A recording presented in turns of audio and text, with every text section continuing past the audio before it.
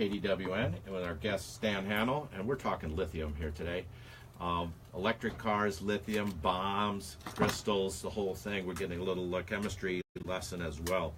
I want to remind our listeners you can call in at 702-257-KDWN and talk with Annette from Green Alliance or Stan Hanel with Drive Clean Las Vegas.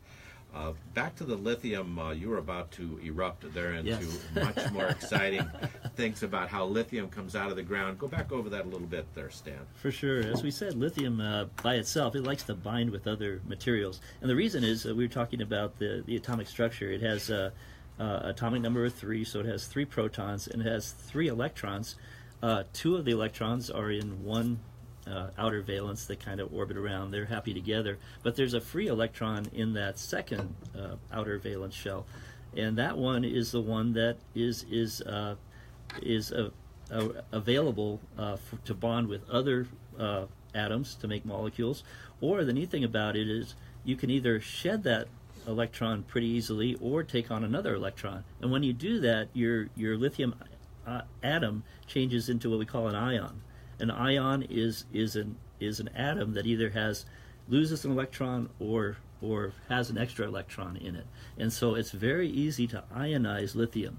And so that is really the key behind a lithium-ion battery, that whole family of battery. And you can do that with different chemistries. So there's lithium cobalt oxide mix that was one of the first that was used by Sony and Toshiba and a lot of Japanese companies for early laptops, but they did have some fires happen with those. Some meltdowns. Catches fire. Right? So this one researcher, John Goodenough, University of Texas, he basically had come up with that battery and discovered it. He came up with a follow-up one called lithium iron phosphate, and it actually doesn't react as quickly. It's a little safer, and so you see that used more. And so there's certain temperatures where the lithium metal is volatile. If you were to take it, if you had just pure lithium and threw it into a fire, once it gets up to over 200 degrees or so, it'll explode a little bit. So it'll give off energy. So basically, so it has to be respected. Usually most lithium-ion battery packs have what we call battery management electronic system. It keeps each cell in the battery pack from going over a certain threshold when it's charging up, and also from discharging too far down. So you try and make the battery pack work within this threshold. But the advantage of lithium, because it's so light, it's a light metal, you actually get about 3 to 4 times the power density that you would with the early lead acid batteries, and about twice the power density of a nickel metal hydride or a NiCad battery. So getting back to the mining, the Silver Peak mine basically found, it goes back to 1965 when it was first opened, and it was a great story there. It was created by the Foote Mineral Company around the same time we were talking about the nuclear program. So they basically opened the mine, but they also found other applications such as ceramics and glass that we talked about, cosmetics, things they could sell this silvery mineral, make it marketable. And so the mine was, and I got a chance to talk with the person that came up with the process of harvesting that brine from the hot springs down inside this dormant volcano. His name was Ihor Kunaz, and he's considered kind of the father of the lithium mining industry recently. Yeah, a great guy. So did we have a phone call? We got a caller on the line now. Fantastic. Mark, you got a question for Stan?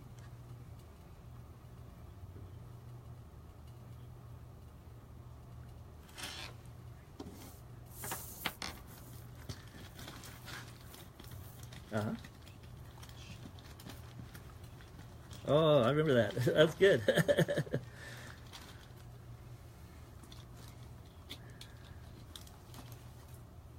Good for you.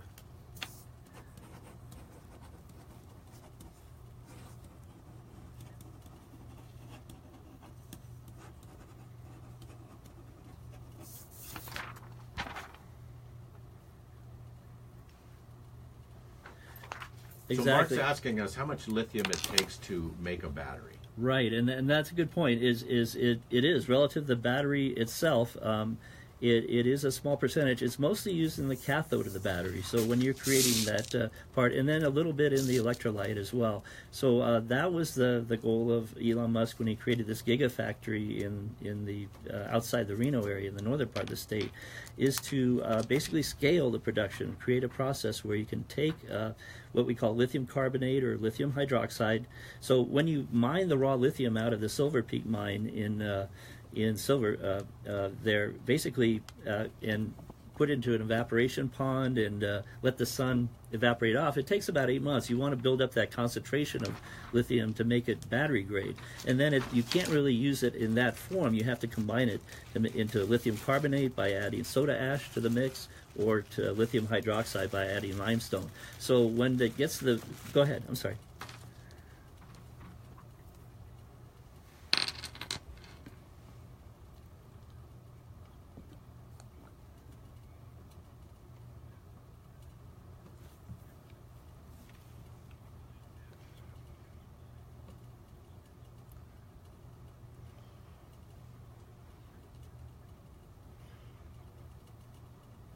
Correct, and it's actually not that expensive. So that was it. I was following the document called the Lithium Mineral and Supply magazine. They do annual reports, and they had some conferences out here in Las Vegas. So back in 2011, it cost $5,800 for a metric ton of lithium, and that price has stayed low. They didn't have a lot of demand for it prior to lithium-ion, to Tesla. So back to Mark's original question, right. How much actual lithium is in a battery? Yes, so you have a coating. When they make in the Gigafactory, they stretch out a long, thin piece of aluminum, and they coat it with this slurry mix. And so that's what has the lithium in it. And then you use a separator, and then a piece of carbon that goes for the anode.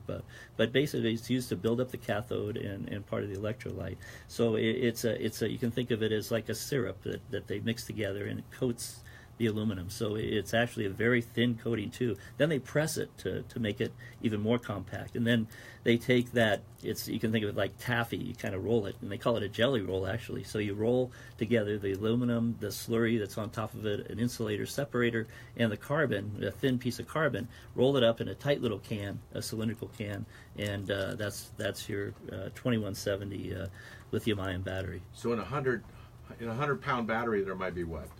A quarter of an ounce? I'm not sure exactly what that is, but you can see that it's just basically that paste and mixture that goes into the battery. Well, Mark, thank you for calling in. Appreciate your question, and thanks for listening to KDWN Shades of Green. Right. So the goal of the Gigafactory was basically to help Tesla scale up its production of Model 3 electric cars that the gentleman said he's in line to purchase. And the goal is to make 500,000 of those a year eventually. So they looked around, and at the time, the early Model S had 8,000 of these cells inside one car. So you're looking at 500,000 cars a year times 8,000, or 4 billion cells you need to make each year to make that many cars. And so that's what they're going to make at the Gigafactory. That's the goal of the Gigafactory. And that doesn't include the Powerwall or any of those other storage batteries as well. Yep. Right. So the billions of cells they need to produce, hence Giga. Giga is billion. So that was the Gigafactory idea. So that's the challenge now, is scaling up to that, and they've been building the factory and trying to add on more modules to get that. When Musk first looked around to try and get those batteries from Panasonic, he partnered with Panasonic to get the supply of cells.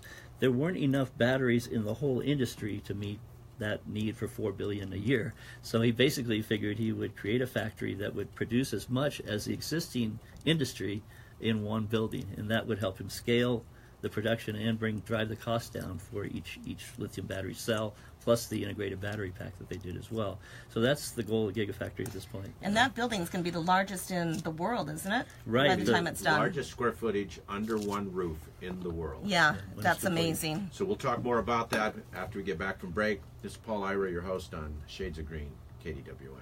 We'll be right back.